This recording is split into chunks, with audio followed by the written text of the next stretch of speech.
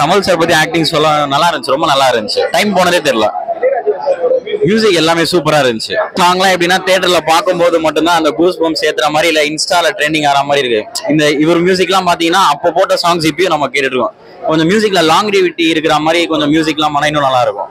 எல்லாமே நல்லா இருந்துச்சு, எல்லாமே இருந்துச்சு, சூப்பரா இருந்துச்சு, சூப்பரா. அதோட முன்னாடி வந்த படம்லாம் ரொம்ப நல்லா இருக்கு, கம்பேர் பண்ணா ரொம்ப நல்லா இருந்துச்சு. குட்டு தாண்டி குட்டுக்கும் மேல நல்லா இருந்துச்சு. டாப் மேட்சா இருக்கு சார். நான் ஏற்கனவே பார்த்திருக்கிறேன். ஆனா இந்த படத்தை இப்ப அடிச்சுக்கிறதுக்கு புது படங்களால கூட முடியாது. ஏன்னா இப்ப இவங்க டிஜிட்டல் வெர்ஷன்ல எடுத்துருக்காங்க. படம் பார்க்கும்போது ஒவ்வொரு ஃப்ரேமுமே இது பழைய படம்னே சொல்ல முடியாது, அவ்வளவு தூரம் நல்லா இருக்கு. காட்சி அமைப்பு, ஒளி ஸ்கிரீனு, இசைஞானி, கலைஞானி, மணிரத்னம் இவங்களுடைய மொத்த காம்போ பயங்கரமா இருக்கு. படம் அழுதுட்டோம், நான் அழுதுட்டேன். உண்மையிலேயே வேலுநாயக்கர்ங்கிற ஒருத்தர் நம்ம கூடவே ஒரு 3 மணி நேரம் வாழ்ந்த மாதிரி அப்படி அழுதுட்டோம். படம் முடிஞ்சிருச்சுன்னு சொல்லிட்டு நிறைய பேர் தாங்க முடியல, அவங்கள அக்செப்ட் பண்ண முடியல, சீட்ல இருந்து எந்திரிக்கவே முடியல, அந்த அளவுக்கு இருக்கு சார். ரொம்ப அருமையான படம். பாட்டுல இருந்து, ஸ்கிரீன் பிளேல இருந்து, நடிப்புல இருந்து கமல் கலைஞனியா வாழ்ந்துட்டார் சார். இதுக்கு மேல என்ன சார் வேணும்? வேலுநாயக்கரவே வாழ்ந்துட்டார். 20 வயசுல 70 வயசு கேட்டப்ப முடியுமா சார்? இன்னைக்கு அதை தாண்டி வாழ்ந்துட்டார் சார். முடியல. எங்கேயாவது ஒரு இடத்துல லேங்குன்னு மட்டும் சொல்லுங்க, முடியல யாராலுமே. இன்னைக்கு இளைஞர்கள் அப்படியே ரொம்ப டஃப் பாக்குறாங்க. இது உண்மையிலேயே நடந்துச்சா? 20 வயசுல 70 வயசு கேட்ட கமல் போட்டாருங்கிறத நம்ப மாட்டேன்னா இன்னைக்கு வந்து பார்த்துட்டு அவனே ஸ்டன் ஆகி போயிட்டான். இப்படி கமல் வாழ்ந்துருக்கிறாரு அப்படின்னு பாக்குறான். இப்ப எங்களுக்குலாம் 40-50 வயசு ஆக போகுது. 20 வயசு பையன் பாக்குறான், ஆச்சரியமா பாக்குறான். அதுதான் கமலுடைய வெற்றி. வாழ்ந்துட்டார் சார். நான் சொல்றேன் 30-35 நாட்களுக்கு ஹவுஸ்ஃபுல்லா ஓடும் சார் கண்டிப்பா. ஏன்னா வேர்ட் ஆஃப் மவுத் இருக்கு இல்லையா, நாங்கெல்லாம் போய் சொல்லுவோம். இப்ப வந்து பாருங்களேன், இதுவே வேர்ட் ஆஃப் மவுத் நிறைய வந்துடும். நல்லா இருக்கு சார். பிறவி கலைஞன் சார். அதாவது களத்தூர் கண்ணமால அம்மாவும் நீயே அப்பாவும் நீயே பாடிய தேசிய விருது வாங்கினவர். சொல்லவா வேணும்? மீன் குஞ்சுக்கு நீந்த கற்றுக் கொடுக்கணுமா? ஒரு மனிதனுடைய பிறப்பிலேயே அந்த கலைங்கிறது ஊறி போயிட்டது இல்லையா? முதல் படத்திலே தேசிய விருது வாங்கினவர். அப்படிங்கும் போது கலைக்காக தன்னை அர்ப்பணித்து அந்த கதாபாத்திரமாக மாறக்கூடியவர். கதையில ஒரு கதாபாத்திரம் இல்லாம கதாபாத்திரமாக வாழக்கூடியவர் கமல். அதனாலதான் சார் கதையை மீறி கதை போட்டி போட்டு இருந்துச்சுன்னா கதையை மீறி கதாபாத்திரம் போட்டி போடும். இங்க கதாபாத்திரமா கதையான்னு பார்க்கும்போது கதாபாத்திரம் ஜெயிச்சிருது இந்த படத்துல. கமல் வேலுநாயக்கரா வாழ்ந்துட்டாரு. நாம என்ன சார் பேசுறது? மணிரத்னமே ஆச்சரியப்பட்டுருவாரு, ஏன்னா இப்படி ஒரு மகான நம்ம வந்து பச்சு பாடம் எடுத்திருக்கோம் அப்படின்ட்டு. அப்படி ஒரு எந்த பாட்டுமே நீங்க வந்துட்டு எந்த பாட்டுமே நீங்க சொல்ல முடியாது. நான் சிரித்தால் தீபாவளியா இருக்கட்டும், நிலாது வானத்து மேலே இருக்கட்டும், அல்லது தென்பாண்டி சீமையிலேயே இருக்கட்டும், எந்த பாட்டை நீங்க எடுங்க, அந்திமாலை நேரமா இருக்கு, எந்த பாட்டை நீங்க குறை சொல்ல முடியும்? பேக்ரவுண்ட் மியூசிக்ல இருந்து அந்த எல்லாமே டாப் நாச் சார். 400வது படங்கிறதுக்கு அவருக்கு மிகையே கிடையாது. இளையராஜா சும்மாவா சொல்றாங்க, பிரிச்சுட்டாரு. அவர் அங்கிட்டு போட்டி போட்டு மியூசிக்ல பிரிக்கிறார், கமல் போட்டி போட்டு, மணிரத்னம் அங்கிட்டு போட்டி போட்டு அட்டிக்கிறார். இளைஞர்கள் தயவு செய்து வந்து தியேட்டர்ல பாருங்க. அதுபோக இந்த மாதிரி தியேட்டர்ல வந்து பாருங்க சார். கண்டிப்பா எத்தனை புதுப்படங்கள் வந்தாலும் சொல்றேங்க, நீங்க நோட் மை வேர்ட்ஸ். 30 நாளைக்கு குறைந்தது 30 நாளைக்கு 4 காட்சிகள் ஃபுல்லாவே ஓடும் சார். அந்த அளவுக்கு படம் நல்லா இருக்கு. இந்த மாதிரி படங்களை தியேட்டர்ல பாருங்க. சோ இப்ப வர படங்களுக்கு ரீரிலீஸ் படங்களே எவ்வளவு பரவாயில்ல போல. ஆனா அந்த டைம்ல இருந்த டைரக்டரால இப்ப கூட மணிரத்னம் நினைச்சா கூட இந்த மாதிரி படங்களை எடுக்க முடியாது. சோ இந்த மாதிரி படங்களை மிஸ் பண்ணாம தியேட்டர்ல வந்து பாருங்க, உங்களுக்கு ஒரு நல்ல ஒரு ஃபீல் குட்டா இருக்கும். வந்து அந்த படம் நடிக்கும் போது 33 வயசுன்னு சொன்னாங்க. 33 வயசுல அவர் வந்து இவ்வளவு வேஷங்கள் போட்டு நடிச்சிருக்காரு. அது அப்படியே அவர் கன்வே பண்ணது. அந்த ஒரு ஷாட்ல வந்து எங்க அப்பா தான் அப்படி சொல்லிட்டு அந்த பொண்ணு வந்து இந்த மாதிரி நாசரோட வைஃப்னு தெரிஞ்சுட்டு அவர் வந்து நடந்து போவாரு. அந்த டைம்ல இளையராஜா பேக்ரவுண்ட் போட்டு அந்த வயசான மனுஷன் நடந்து போனாருன்னா எப்படி இருக்கும், அதே மாதிரி இந்த வாக்குல போவாரு. அந்த ஷாட்லாம் உள்ள பிளாஸ்ட் மூமெண்டா இருந்தது. நல்லா கத்துவாங்களான்னு நினைச்சேன். அதை நோட் பண்ணி நிறைய பேர் கத்துறாங்க. அது வரையும் எனக்கு சந்தோஷம். இவ்வளவு சினிமா பீப்புள்ஸ் லவ் பண்ணி பாத்துருக்காங்களே. சோ அதை பண்ணதுக்கு வந்து கமல் சாருக்கு ஒரு கிரெடிட், அவருக்கும் அந்த கிரெடிட் போய் சேரணும் பயங்கரமா. ஏன்னா அதெல்லாம் வந்து ஒரு ஆக்டரா அவர் எவ்வளவு இதுவா இருக்காருன்றது இந்த மாதிரி படங்களை பார்த்தா தெரியும். உண்மையிலே சீரியஸா ஒன்னு தான் சொல்றேன், 2K கிட்ஸ் நல்ல படங்களை ரசிச்சிங்க. அதுக்குன்னு விட்டுட்டு உள்ள நான் வந்து தளபதி படத்துக்கு வந்திருக்கேன். தளபதி நம்ம ரஜினி சார் படம் இருக்குல்ல, அந்த படத்துக்கு வந்திருக்கேன். ஸோ அதெல்லாம் ரொம்ப போட்டு அந்த மம்முட்டி ரமணா எங்காலே அப்படின்லாம் போட்டு அந்த சீன்ஸ் எல்லாம் போட்டு ரொம்ப கலாச்சானுங்க. அதெல்லாம் வந்து ஒரு நல்ல ஒரு படம். நல்ல படங்களை நல்ல படமாவே விட்டுருங்க தம்பிங்களா. அதெல்லாம் டச் பண்ணி அதை வந்து கலாய்க்கணும், அது வந்து மற்றவங்களுக்கு வந்து இரிட்டேட் ஆகும். அதெல்லாம் வந்து நாங்கெல்லாம் வந்து நல்ல படங்களா பார்த்து வந்துருக்கிறோம். ஸோ அதை வந்து தியேட்டர்ல வந்து கலாய்க்காதீங்க. தியேட்டர்ல வரவங்களுக்கு வந்து இதெல்லாம் வந்து பார்த்து கத்துக்கணும். இதெல்லாம் வந்து நாங்கள் ஆல்ரெடி சின்ன அப்ப பார்த்தது இப்போ தியேட்டர்ல பார்க்கணும்னு சொல்லி வராங்க, அவ்வளவுதான். அதை வந்து கலாய்க்கணும் யாரும் வராதிங்க. படத்தை படமா பாருங்க, சூப்பரா இருக்கும் எல்லாமே. அதை வந்து கலாய்ச்சிட்டு 2K கிட்ஸ் வந்து இதெல்லாம் பண்றீங்க. அதனாலதான் இப்ப வர படங்களுக்குலாம் உங்களுக்கு வந்து அருமை தெரியாம இருக்குது, அவ்வளவுதான். அதான் தெரியுது. நான் வந்து நாயகன் டிவில இதெல்லாம் ஃபார்வர்ட் பண்ணி தான் பாத்துருக்கேன். டைட்டில் கால பார்த்ததுல இப்பதான் பாக்குறேன்.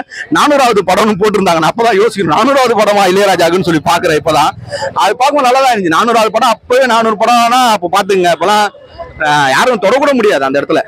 ரஹ்மான் இருக்காரு, ரஹ்மானே சொல்லியிருக்காரு அவருக்கு வாத்தியார் வந்து இளையராஜா தானே. உண்மையிலே சொல்ல போனா எனக்கு வந்து ரஹ்மான் எந்த அளவுக்கு ரொம்ப பிடிக்குமோ அந்த அளவுக்கு இளையராஜா சாரும் பிடிக்கும். சீரியஸாவே ராஜா தான். பாடல்களுக்கு அப்போ வர பாடல்கள்லாம் அப்ப வந்து இதுல வந்து நிறைய அர்த்தங்கள், இந்த லிரிக்ஸ் எழுதுறதெல்லாம் வந்து நல்ல பாடல்கள் வரிகள் நல்லா எழுதி அதை வந்து ராஜாட்ட கொடுக்கும்போது ராஜா அது வந்து ஒரு மேஜிக் பண்ணுவாரு. இப்போ பாடல்களும் புரிய மாட்டேங்குது. அதே மாதிரி மியூசிக் போட்டாங்கன்னா கத்துறாங்கடா தவிர அதுல வந்து நீங்க பாத்தீங்கன்னாலே வரிகள் வந்து ரெண்டும் ரிப்பீட் ஆகும். அடுத்து பார்த்தா மியூசிக் தான் இருக்கும் ஃபுல்லாவே. அதுக்கப்புறம் தான் வந்து ஃபுல்லாவே இப்போ பாத்தீங்கன்னா ஃபுல்லா பாட்டிலே கன்வே பண்ணுவாரு, பாட்டிலே முடியும், மியூசிக் அங்கங்கன்னு போடுவாரு, அவ்வளவுதான். இதான் ராஜா. நல்லா இருக்கும், சூப்பரா இருக்கும். 7ல இப்படி ஒரு மாஸ்டர் பீஸை எங்க உலகநாயகன் அன்னைக்கே கொடுத்துருக்காரு சார். இன்னைக்கு பார்க்கும்போது 36 வருஷம் கழிச்சு பார்க்கும்போது ஃப்ரெஷ்ஷா இருக்கு படம். அதுதான் உலகநாயகன். ப்ளஸ் பிஜிஎம் வேற லெவல் சார். ஒரு சீனுமே கூஸ் பம்ப் தான். மாஸ்டர் பீஸ் வேற சார். ரீரெக்கார்டிங்கா மனுஷன் பின்னி எடுத்திருக்காரு சார். ரீரெக்கார்டிங்கா இதான் ரீரெக்கார்டிங். மற்றவங்க கிளாஸ் எல்லாரும் கிளாஸ் எடுத்துருக்கேன். கமலும் இளையராஜா கிளாஸ் எடுத்துருக்காங்க சார். Kamal masterpiece. அவர் தலைவர் எப்பயுமே மெகா ஸ்டார். அவரு எப்பயுமே சூப்பரா அப்பயே நல்லா நடிச்சிருக்காரு. அப்பயே பாருங்க படம் 87 வந்தது. அப்ப நடிச்ச நடிப்பு இன்னமும் பேசுதுன்னா அதான் நாயகன், எங்க உலக நாயகன். படம் அது சார். படத்துல கூஸ் பம்ப் இருக்கலாம், ஆனா படம் ஃபுல்லாவே கூஸ் பம்ப் தான் இந்த படம். குறிப்பா அது ஒரு முக்கியமான பாயிண்ட் சார். இதுல அவர் வர சீன் ஒரு சீனும் கூஸ் பம்ப் தான் சார். செம்ம படம் சார். 10 வாட்டி நான் பாண்டிச்சேரியில வந்திருக்கேன். 10 வாட்டியாச்சும் வாபஸ் இந்த படத்தை. நல்லா இருந்துச்சு, ரொம்ப நல்லா இருந்துச்சு. சின்ன வயசுல தியேட்டர்ல பார்த்துருக்கோம், இப்போ இது டிவியில தான் பார்த்துருக்கோம். இப்போ தியேட்டர்ல பார்க்கும்போது அது ஒரு ஃபீலா இருக்கு. படம் ஒரு நல்ல ஒரு ஃபீல் குட் மூவி. எவ்வளோ வருஷம் கழிச்சு பண்ணாலும் இந்த படத்துக்குரிய ஒரு ஃபேடு அது ஒரு இன்னைக்குமே ஒரு கிளாசிக் தான். எத்தனை வருஷம் கழிச்சு வேணாலும் ரீரிலீஸ் பண்ணுவோம். கமல் சார் சொன்ன மாதிரி தான், நான் செத்தாலும் என் படம் உயிரோட இருக்கும்னு ஒரு ஸ்டேஜில் சொல்லியிருப்பார். அதே மாதிரி தான் அவர் வந்து ஒரு மகா நடிகர். அவரை கொண்டாடணும், அவ்வளோதான். அதுதான் பிரதர். அது வந்து நான் ஒரு ஃப்ரேம்லயுமே சின்ன வயசு பையனா இருக்கும்போது அதுக்கு ஒரு வாக்கு வச்சிருக்கிறாரு. ஒரு மேரிட் மேனா இருக்கும்போது அதுக்கு ஒரு வாக்கு வச்சிருக்கிறாரு. வயசான கேரக்டரா இருக்கும்போது அதுக்கு ஒரு வாக்கு வச்சிருக்கிறாரு. அது வந்து அப்படியே நம்ம படத்தை பார்த்து வியந்துகிட்டே இருக்க வேண்டியது. ஆனா அப்பவே அவர் அதுதான் அவரை வந்து நம்ம ஒரு வட்டத்துக்குள்ள அவர் அடைக்கவே முடியாது. அதுக்குள்ள இருந்து வெளியில அவர் கம்ஃபர்ட் ஜோனுக்குள்ள போகாததுனாலதான் அவர் இன்னைக்கு வரைக்கும் ஒரு உலக நாயகனா இருக்காரு. அவர் இன்னைக்கு இப்போ போறாரு உள்ள அந்த ஆக்டர் விக்ரமுக்கு அப்புறம் அந்த மாதிரி போகாம அவர் உத்தம வில்லன் இந்த மாதிரி படங்களாவே நடிக்கட்டும். அதுக்குதான் பல நடிகர் இருக்கிறாங்க. ஒரு நாள் ஒரு வாரம் ஓடும். இவர் வந்து இப்படியே வரட்டும். ஆமா, இளையராஜா சார் வந்து உணரதான் மூச்சு காத்து. அவர் வந்து அந்த ஃபர்ஸ்ட் ஃப்ரேம்ல அவர் பாடும் போது அங்கேயே பிளாட் ஆயிட்டாங்க. அப்படியே ஒவ்வொரு பாட்டும் படத்துக்கு போட்ட பேக்ரவுண்ட் ஸ்கோர் ரொம்ப ரசிச்சு ஃபீல் பண்ணி பார்க்கலாம். ராஜா சார். நாயகன் ரீரிலீஸ் பண்ண படம் வந்து 38 வருஷம் ஆன மாதிரியே தெரியல சார். ஏதோ இன்னைக்கு ரிலீஸ் ஆன மாதிரி, இன்னைக்கு ரிலீஸ் ஆகிற மாதிரி நல்லா இருக்கு படம். அதிகமாக நாங்கள் கமல் ஃபேன்ஸு அதிகமாக வந்திருக்கோம். இருந்தாலும் 2K கிட்ஸ் இப்போ உள்ள பசங்களாம் இந்த படத்தை பார்த்து ஆதரவு தெரிவித்து வராங்க. அது ரொம்ப சந்தோஷமா இருக்கு. இருந்தாலும் இன்னைக்கு படம் ரிலீஸ் ஆன மாதிரி இருக்கு சார். 38 வருஷத்துக்கு முன்னாடி வந்த படம் மாதிரி தெரியல, இன்னைக்கு ரிலீஸ் ஆன மாதிரி இருக்கு. 4K டிஜிட்டல் நல்லா இருக்கு படம். எல்லாருமே வந்து குடும்பத்தோட பார்க்கலாம். கமல் சாரோட ஆக்டிங்லாம் பாத்தீங்கன்னா கையை கூஸ் பம்ப் ஆயிருச்சு. நானே கமல் ஃபேன்ஸ் தான், 22 வருஷம் கமல் ஃபேன்ஸ். என்னதெல்லாம் பார்த்தாலே தெரியும் உங்களுக்கு. அன்பே சிவம், அதனால எனக்கு தெரியும். ஆனா அன்பே சிவம் படம் கொண்டாடப்பட காரணம் இப்போ வந்து 22 வருஷம் கழிச்சு அன்பே சிவம் கொண்டாடுறாங்க. இது மாதிரி ஹேராம் வரணும், தேவர்மான் வரும், சத்யா வரணும். இந்த அடுத்து பஞ்சதந்திரம் ரிலீஸ் பண்றாங்க, ரீரிலீஸ் பண்றாங்க, குருதி புனல் ரிலீஸ் பண்றாங்க, பேசும் படம் ரிலீஸ் பண்றாங்க, எல்லாமே பண்ணிட்டு வராங்க.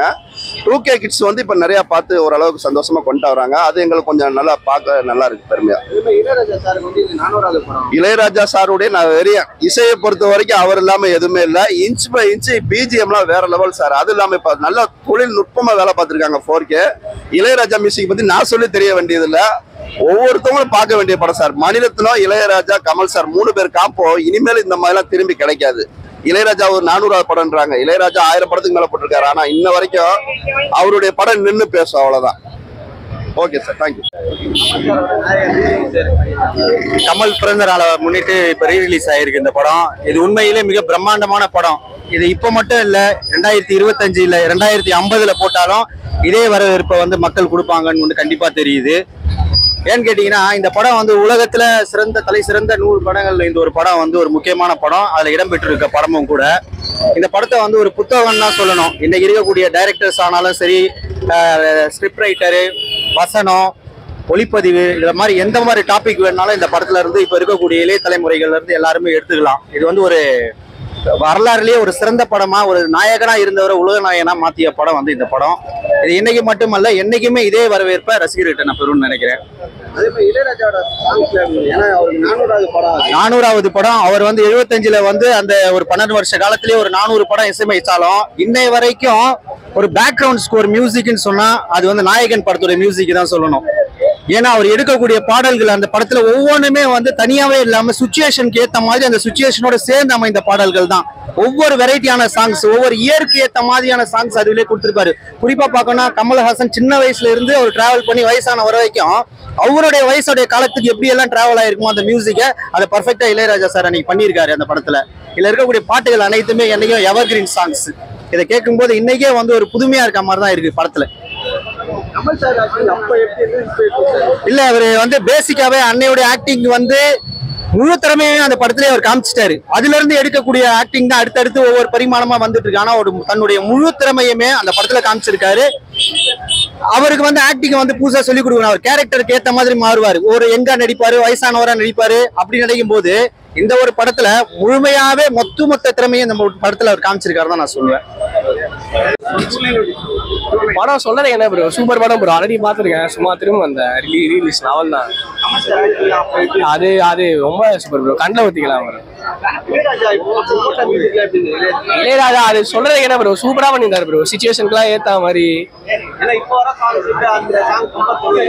அதெல்லாம் கம்பேரே பண்ண முடியாது. அது வேற ஏரா, இது வேற ஏரா ப்ரோ. நல்லா சூப்பரா இருந்துச்சு. புரியல. கூஸ் பம்ப் சீனா, கமல் ஆக்டிங் ஃபுல்லாவே கூஸ் பம்ப் தான். ரொம்ப லைக் அவர் அப்படியே அவரோட கல்யாணம் பண்ண, அவரோட பொண்ணு கல்யாணம் பண்ண அப்புறம் திரும்ப போய் பார்ப்பாரு. முதல்ல அவர் தான் தெரிஞ்சப்போ அந்த ஒரு 10 செகண்ட்ஸ் மேனு 15 செகண்ட்ஸ் மேனு பல விதமான எக்ஸ்பிரஷன் காமிச்சிருப்பாரு. அது ஃபுல்லாவே ரொம்ப ரொம்ப பிடிச்சிருக்கு. எப்பவுமே அவர் ஒரே அவுட்புட் தான் கொடுக்குறாரு என்னை பொறுத்த வரைக்கும். சூப்பர் ப்ரோ, ஆல்ரெடி பாத்துருக்கேன் அவ்வளவு தடவை. சூப்பர் ப்ரோ, ரொம்ப சூப்பர். சம கூஸ் பம்ப், சம கூஸ் பம்ப். சூப்பரா இருக்கும், ரொம்ப நல்லா இருந்ததுண்ணா. இத்தனை வருஷம் கழிச்சு பார்த்தாலும் அந்த ஒவ்வொரு ஃப்ரேமே ரொம்ப நல்லா இருந்தது, அழகா இருந்தது. சாரி, எவர்கிரீன் ரொம்ப நல்லா இருக்கு. ஒரு சில ஃப்ரேம்ஸ் எல்லாம் குவாலிட்டி ரொம்ப நல்லா இருக்கு. இப்ப பாக்குற லேட்டஸ்ட் ஃபிலிம்ல என்ன ஒரு குவாலிட்டி இருக்குமோ அந்த குவாலிட்டி அப்படியே இருக்கு. ரொம்ப நல்லா இருக்கு. சினிமாட்டோகிராஃபி பிடிக்கிறவங்களுக்கு இந்த படம் ரொம்ப பிடிக்கும். எல்லா சீனுமே நல்லா இருக்கு, எல்லா சீனுமே நல்லா இருக்கு. கிளைமேக்ஸ் ரொம்ப நல்லா இருக்கு.